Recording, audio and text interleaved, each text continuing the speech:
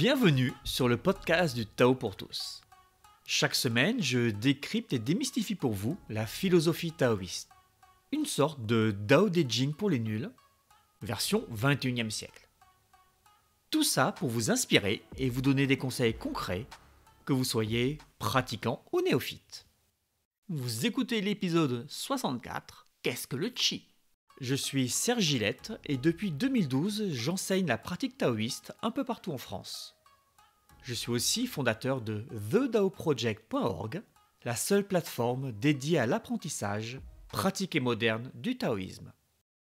Winter is coming, ou plutôt l'hiver est là. Et cette saison, comme toutes les autres dans le système taoïste, a un mouvement. Si l'été est une saison d'expansion, de sortie, d'exploration du monde, l'hiver est une période qui encourage le repli sur soi. Donc, qui dit hiver dit temps idéal pour le travail énergétique. Non seulement le mouvement de l'hiver encourage à se poser sur soi, sur son intérieur, mais en plus les taoïstes associent ce mouvement à l'organe du rein, au sens chinois du terme, pas au sens des rognons. Le rein, c'est l'eau en termes de mouvement, et c'est le qi primordial, celui qui va nourrir les autres organes.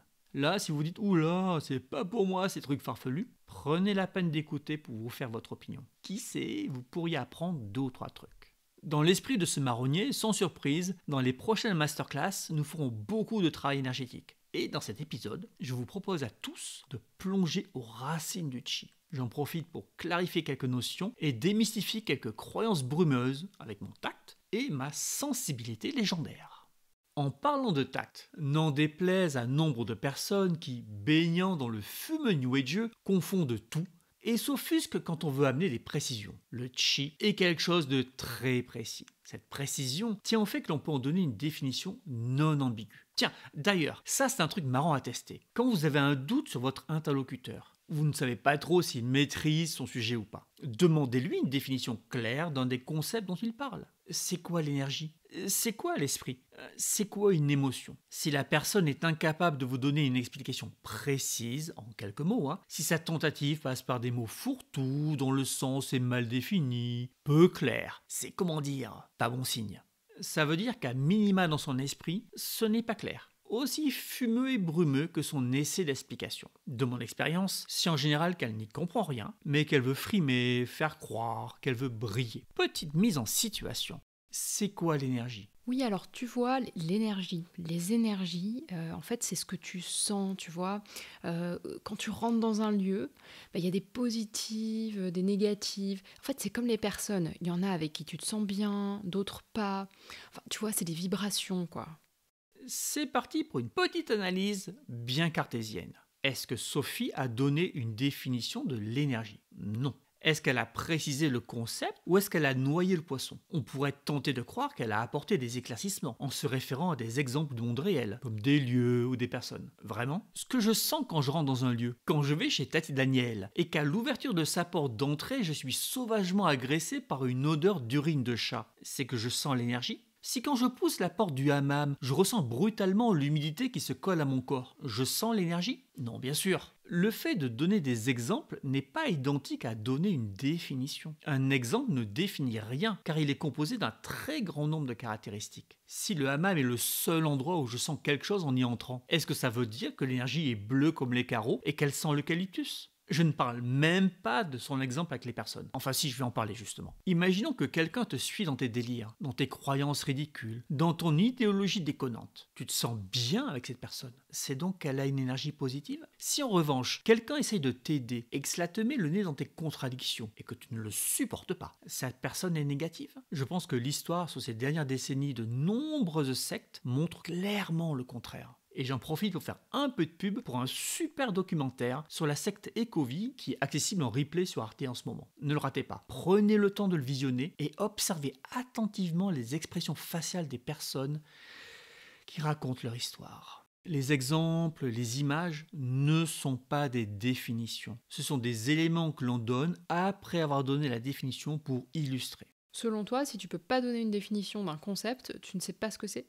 Pas selon moi. Comme le disait Boileau, ce que l'on conçoit bien s'énonce clairement, et les mots pour le dire arrivent aisément. Si ton esprit est confus, si les notions ne sont pas claires, tu vas faire des circonvolutions, tu vas tourner autour du pot, tu vas sortir des expressions toutes faites comme ouais, c'est un peu compliqué, tu peux pas comprendre, bla bla bla. Tu vas faire ton philosophe. C'est du même niveau que le discours du gourou qui veut t'embrigader. Et chaque demande d'éclaircissement va rajouter du flou, de l'imprécision, des mots creux. C'est le truc super drôle avec le wokisme actuellement. Dans cette idéologie, on affirme que n'importe qui peut décider d'être une femme. Jusque-là, pas de problème, pourquoi pas? C'est une idée comme une autre. Mais en même temps, les partisans de cette idéologie sont absolument incapables de donner une définition de ce terme de femme. Ou alors, ils vont dire qu'une femme est quelqu'un qui se déclare femme. C'est donc une définition circulaire qui n'a strictement aucune valeur logique.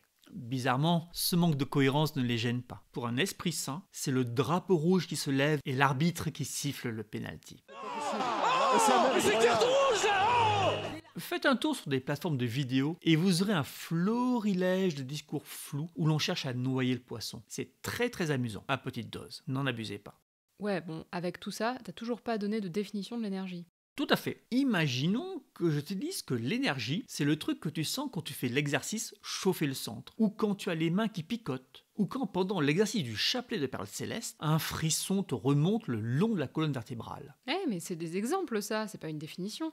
Et en plus, quand je suis assise, s'il faut, j'ai mal au dos, et cette sensation, je pense pas que ce soit de l'énergie, non? Exactement. Je voulais juste vérifier si tu avais bien saisi que des exemples ne sont pas une définition. Et j'espère que vous aussi, chers auditeurs, vous avez bondi dans votre fauteuil en m'entendant enfreindre la règle que je venais juste d'énoncer. Ne prenons jamais rien pour acquis. Même si vous me faites confiance, écoutez avec une oreille critique tout ce que je raconte. Posez-vous des questions. Regardez s'il n'y a pas des incohérences. Cherchez la petite bête. Donc oui, bien sûr, je plaisantais. Et oui, je n'ai toujours pas donné de définition de l'énergie. Alors c'est pas qu'on s'impatiente, mais quand même.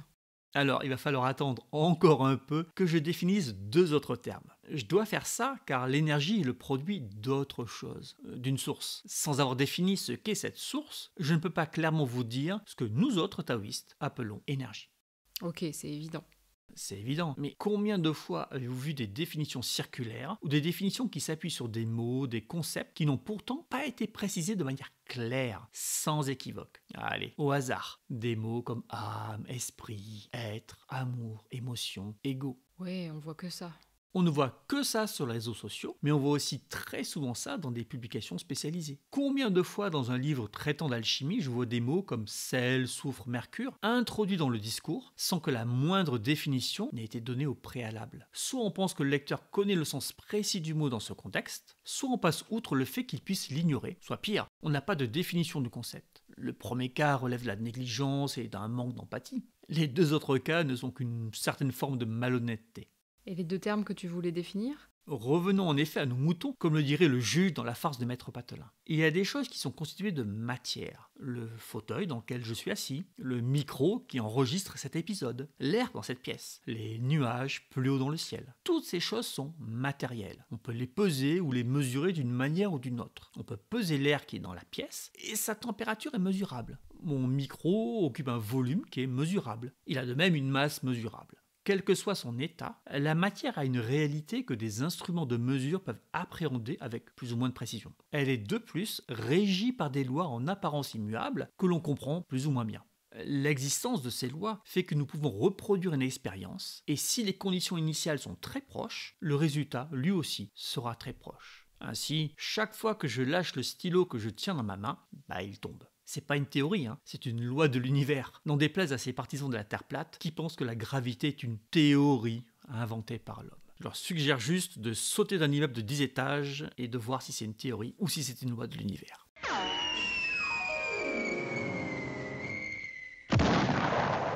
Toutes ces choses matérielles, donc mesurables, et régies par des lois non humaines, plus ou moins connues, sont regroupées dans un ensemble nommé la Terre.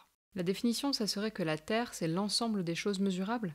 Mais et l'inflation alors? Mesurable et régie par des lois non humaines. Si demain un gouvernement dit « l'argent n'existe plus », l'inflation disparaît instantanément. Si demain un gouvernement gèle tous les prix, l'inflation n'existe plus. Si demain un gouvernement dit que tous les prix doivent augmenter de 10%, l'inflation sera de 10%. Est-ce que tu as l'impression que l'inflation est régie par une loi humaine ou une loi de la nature qui ne dépend pas des humains ? En revanche, si demain un gouvernement décrète que la gravité n'existe pas, est-ce que pour autant on va se mettre à flotter ? Bah non. C'est ça la différence entre une loi humaine et une loi de la nature. Et je vais me retenir de retourner en mettre une couche sur le wokisme qui veut appliquer à la nature des lois humaines. La Terre, c'est l'ensemble des choses mesurables régies par des lois non humaines. Pardon humain, hein, je ne fais pas allusion aux grands anciens, Cthulhu en tête, ni aux reptiliens. Je veux parler de lois indépendantes pour leur existence des humains. Le contraire de l'inflation qui est régie par des lois humaines. L'inflation est un contre-exemple, la politesse, le mariage en sont d'autres. La loi de Boyle-Mariotte, bien qu'énoncée par des humains, Boyle et Mariotte pour ceux qui ne suivent pas, décrit le comportement des gaz à basse pression. Cette loi existe même si aucun scientifique ne l'avait mise en équation. Si, hein, c'est un peu l'origine du vent. Et oui, le vent fait partie lui aussi de la Terre. On peut le mesurer et il répond à des lois qui ne sont pas sujettes à interprétation ou jurisprudence, comme les lois humaines. Plutôt que de dire non humain, j'aurais pu dire loi de la nature. Mais il aurait alors fallu que je définisse ce qu'est la nature. Non humain, c'est plus simple. C'est ce qui n'a pas été créé par un humain. Et encore une fois, hein, ça ne veut pas dire qu'on comprend ces lois de la nature. Pendant longtemps, on ne comprenait pas comment la lumière pouvait avoir deux comportements très différents. Parfois, elle se fait passer pour une onde, parfois elle se travestit en particules. Un peu comme un acteur qui jouerait plusieurs rôles. On a certes mis longtemps à comprendre, mais la loi existait pourtant bel et bien. Et oui, même quand on n'y comprenait rien, la lumière possédait intrinsèquement ces deux comportements. C'est ça la Terre au sens taoïste. Bon, j'ai dit qu'il y avait aussi un autre concept que j'avais à définir, enfin avant de pouvoir parler d'énergie. Si dans notre quotidien nous sommes confrontés à un vaste ensemble de choses mesurables et régies par des lois non humaines, nous sommes aussi confrontés à des choses qui ne sont pas mesurables, que l'on ne peut pas mettre dans une poche et qui sont des créations des humains. Qu'est-ce que tu crées en permanence ? Là, en ce moment même, que fais-tu ? Je réfléchis. Ah, la pensée. La pensée, les pensées n'ont aucune existence. On ne peut pas les mesurer. Tout au plus, on peut mesurer l'activité électrique ou chimique du cerveau lorsque nous les produisons. La pensée n'existe pas sans humain. Elle n'est régie par aucune loi. Dans notre esprit, on fait ce qu'on veut. On peut croire ce qu'on veut. Ce que j'imagine n'est pas limité par les lois physiques. Nos pensées peuvent ne faire aucun sens, comme croire que l'on est une licorne d'Alpha du Centaure emprisonnée dans un corps de femme. On n'a pas de limite. Et on voit bien que ça peut poser des problèmes de dissonance entre ce qui se passe dans nos pensées et la réalité du monde. Les idées et les concepts sont du même ordre que les pensées, puisque ce sont des pensées. On ne peut pas avoir un concept posé comme ça sur une table. Au mieux, on peut avoir une représentation du concept, une illustration. L'argent n'existe pas. Il y a certes des billets de banque qui existent, mais l'argent lui-même est un concept. Il peut d'ailleurs disparaître instantanément, violant ainsi le premier principe de la thermodynamique. Il suffirait à un gouvernement de dire que les billets de 100 € n'ont plus de valeur pour que brusquement 100 € deviennent 0. Ne rigolez pas, ça s'est déjà produit et plus d'une fois.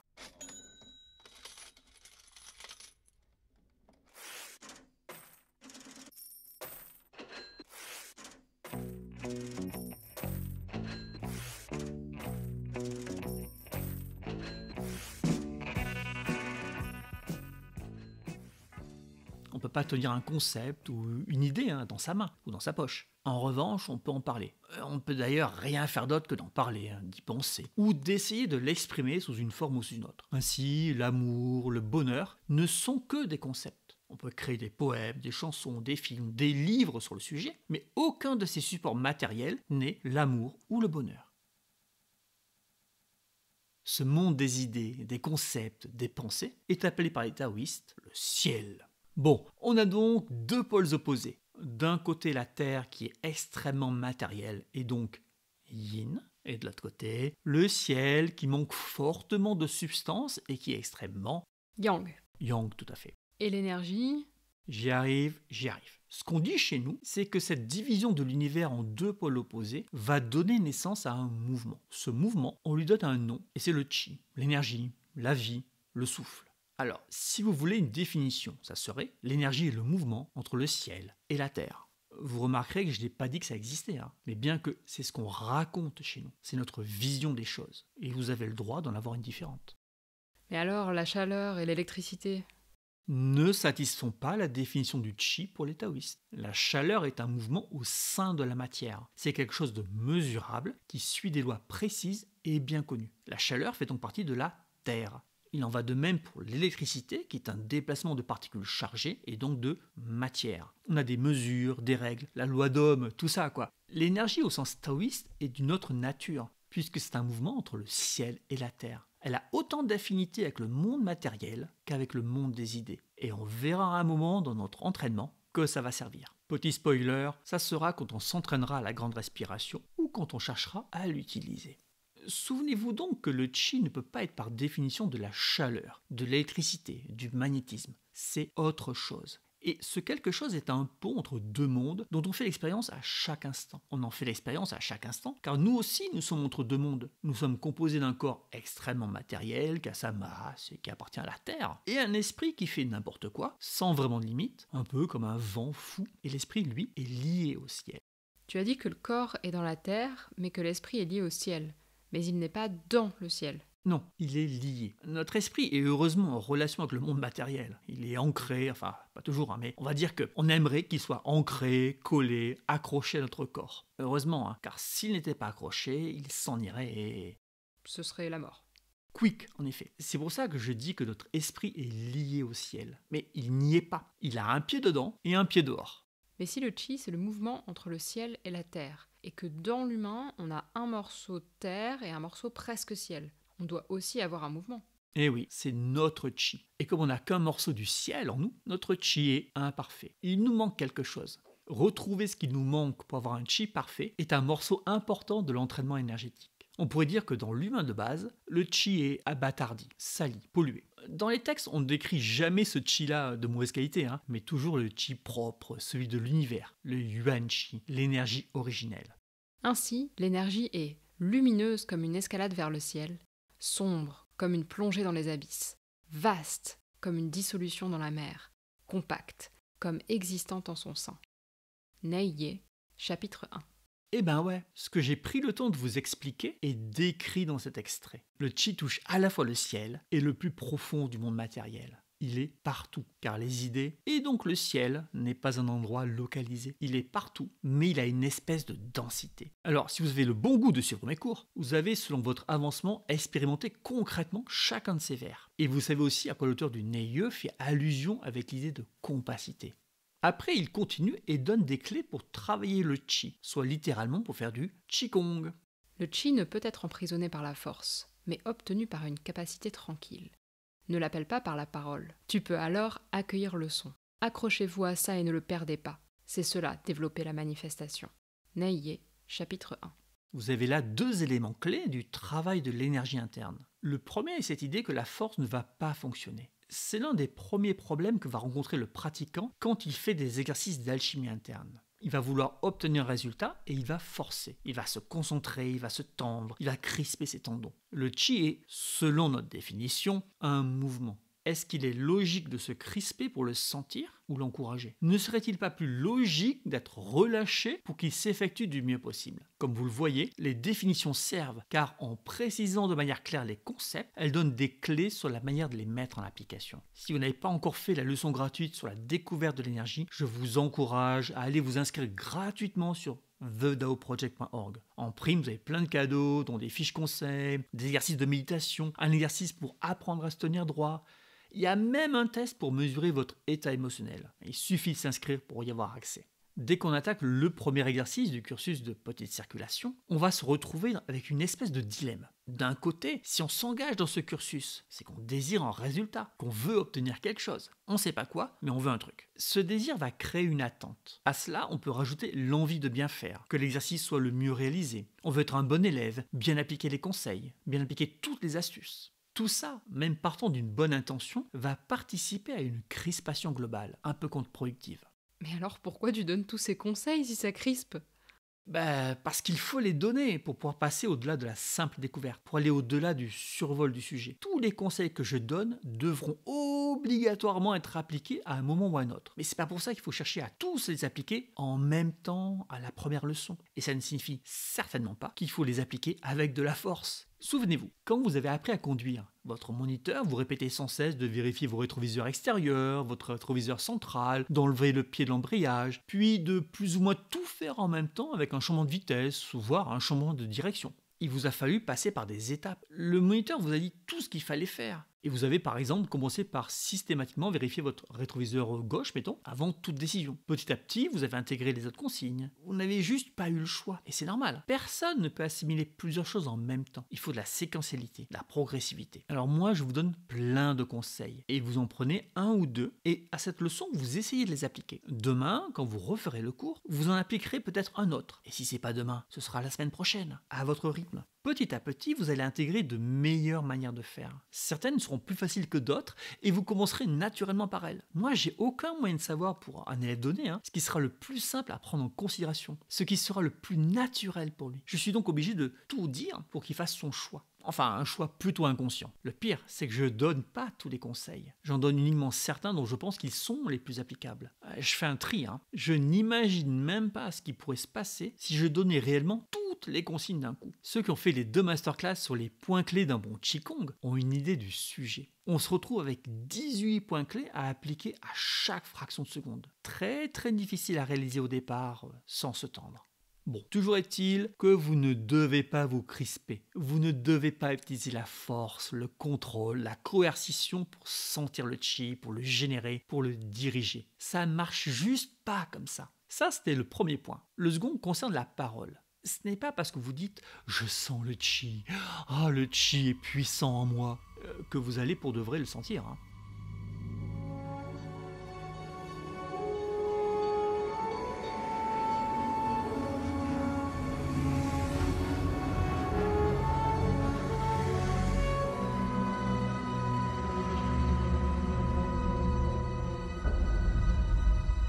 La force est puissante dans ma famille.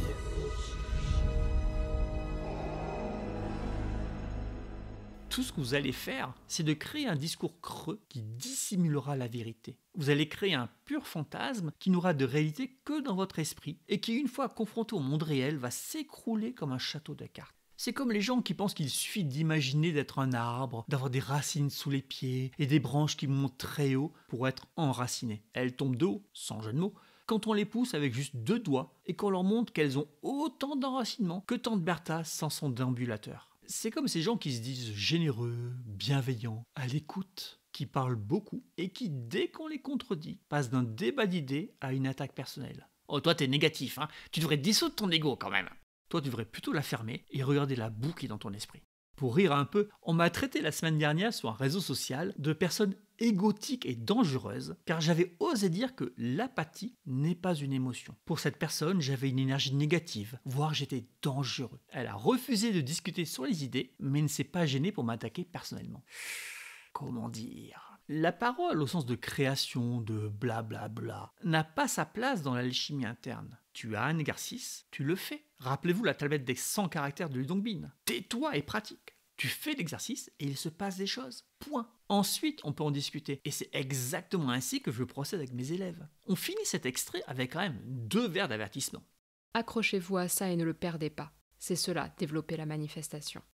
La manifestation, mot étonnant. Alors, certains le traduisent par la vertu, mais ils n'ont visiblement pas fait d'alchimie interne. Ou alors ils n'ont pas expérimenté certaines choses.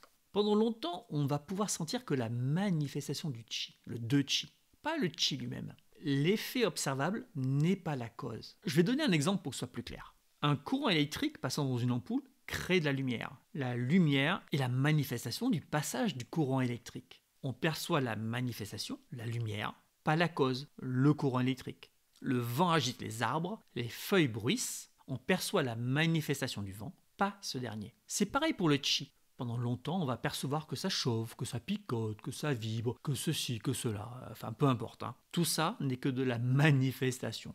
Ok, mais comment on sait qu'on sent le chi alors ? T'inquiète pas, à un moment donné, tu sauras. J'aime bien utiliser une image. On t'a élevé en ville et tu as entendu parler des fraises des bois. Mais tout ce que tu as pu manger, c'est des fraises d'Espagne. Tu vois le style grosse, pâle, pleine d'eau là. Tu penses sincèrement connaître le goût de la fraise ? Un jour, tu te balades dans la nature et tu ramasses des fraises des bois. Tu les goûtes au risque d'attraper l'échinocause alvéolaire, la maladie du renard, et là tu te rends compte que toute ta vie, ce que tu croyais être des fraises n'en était pas. Que ça, oui ça c'est de la fraise. C'est pareil avec le chi. Il y a une espèce de moment waouh, comme ça. Et comme toujours, si tu as un doute, tu me demandes. Je peux vérifier si tu le sens ou pas. Alors, pour revenir sur cette histoire d'hiver, c'est le moment de profiter du repli du monde sur lui-même et de se mettre au diapason. Plutôt que de sortir faire la fête, augmentons notre travail en alchimie interne. Faisons chauffer le dantian inférieur, comme on dit dans notre jargon. Si vous êtes curieux et que vous ne connaissez pas, commencez par la leçon gratuite sur mon site. Et pour tous les abonnés premium, je vous donne rendez-vous demain jeudi pour 2 heures autour du chi, de la petite circulation, du centre énergétique et des vaisseaux extraordinaires. J'espère que cet épisode marronnier cartésien vous a plu. Souvenez-vous que ce n'est pas parce qu'on est dans une voie spirituelle que les concepts ne doivent pas être précis, sans ambiguïté, clairs comme de l'eau de roche. Et si vous ne comprenez pas un concept ou comment il s'articule, posez des questions. J'y répondrai avec plaisir. Sur ce, je vous souhaite une bonne pratique. Ah, et n'oubliez pas de noter ce podcast 5 étoiles, de le partager, blablabla, tout ça. Soutenez mon travail et mes efforts. Merci.